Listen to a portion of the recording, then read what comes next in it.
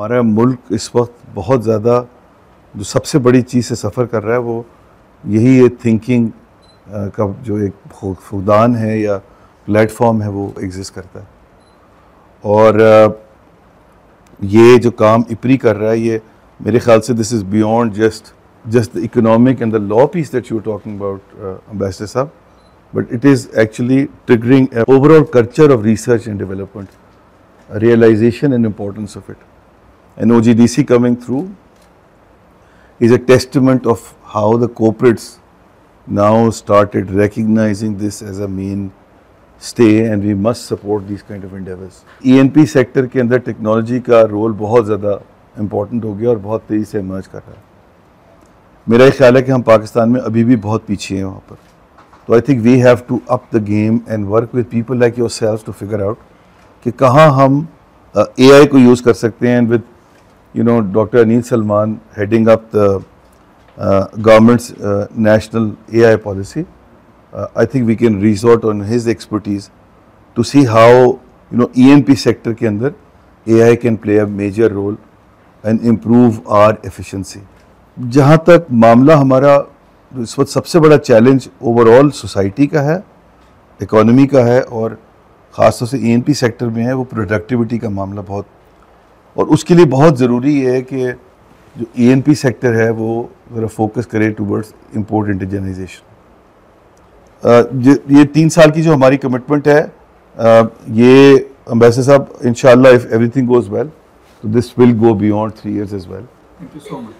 And ये जो अभी मैं देख रहा हूँ ना एम्बेसडर साहब, ये एक क्लासिक एग्जांपल है कि किस तरह एकेडेमिया और कॉर्पोरेट सेक्टर की या बिजनेसेस की कोलैबोरेशन हो सकती है। If BOP can support it, I now have another forum which is called Pakistan banks association. अगर हम वहाँ से भी कुछ रिसर्च के पॉइंट ऑफ व्यू से आपकी असिस्टेंस कर सकते हैं तो will be very keen to work with you and see how we can assist you there. Thank you so much. We have to move away from the whole idea of the consumption driven economy to now investment driven economy with the key focus on import indigenization and export oriented industries. जो ENP sector के अंदर 2-3 बड़े challenges हैं।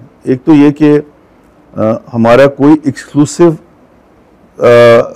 Regulator exist नहीं करता।